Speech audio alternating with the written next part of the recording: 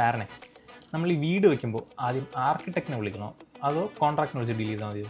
അങ്ങനെ ചോദിച്ചാൽ രണ്ടുപേർക്കും അവരുടേതായിട്ടുള്ള ഇമ്പോർട്ടൻസ് ഉണ്ട്.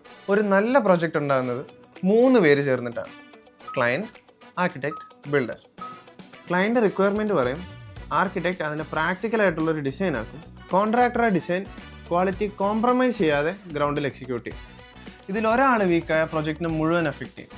ബഡ്ജറ്റിനെ കുറിച്ച് ക്ലാരിറ്റി ഇല്ലാത്ത ക്ലയൻ്റ് ആണെങ്കിൽ മിക്കവാറും കോംപ്രമൈസസ് ചെയ്യേണ്ടി വരും. പിന്നെ നല്ലൊരു ഡിസൈൻ ഇല്ലെങ്കിൽ ബിൽഡിംഗ് ഫംഗ്ഷനിലാവത്തില്ല. ആൻഡ് എക്സിക്യൂഷൻ പ്രോപ്പർ അല്ലെങ്കിൽ ഡിസൈൻ ഒരു വഴിക്കും ബിൽഡിംഗ് വേറൊരു വഴിക്കും പോകും. അതുകൊണ്ട് ആർക്കിടെക്റ്റ് ആണോ കോൺട്രാക്ടർ ആണോ എന്നുള്ള ചോദ്യത്തിന് സിമ്പിളായിട്ടുള്ളൊരു ആൻസർ ഇല്ല. നിനക്ക് ഏറ്റവും നല്ലത് നല്ല ഡിസൈനും നല്ല എക്സിക്യൂഷനും ഒരുമിച്ച് കിട്ടുന്നത്. ജാക്ക് കൺസ്ട്രക്ഷൻസിൽ എക്സ്പീരിയൻസ്ഡ് ആർക്കിടെക്ട്സും കൺസ്ട്രക്ഷൻ ടീമും ഒരുമിച്ചാണ് വർക്ക് ചെയ്യുന്നത്. അതുകൊണ്ട് റെസിഡൻഷ്യൽ ആയാലും കമേഴ്ഷ്യൽ പ്രോജക്റ്റ് ആയാലും ഡിസൈൻ മുതൽ എക്സിക്യൂഷൻ വരെ ഒരു കോർഡിനേറ്റഡ് ടീം നിങ്ങൾക്ക് കിട്ടും. പുതിയ പ്രോജക്റ്റ് പ്ലാൻ ചെയ്യുന്നുണ്ടോ? വീടായാലും ഓഫീസ് ആയാലും കമേഴ്ഷ്യൽ സ്പേസ് ആയാലും പ്ലാനിംഗ് സ്റ്റേജിൽ തന്നെ കോൺടാക്ട് ചെയ്യൂ ജാക്ക് കൺസ്ട്രക്ഷൻ.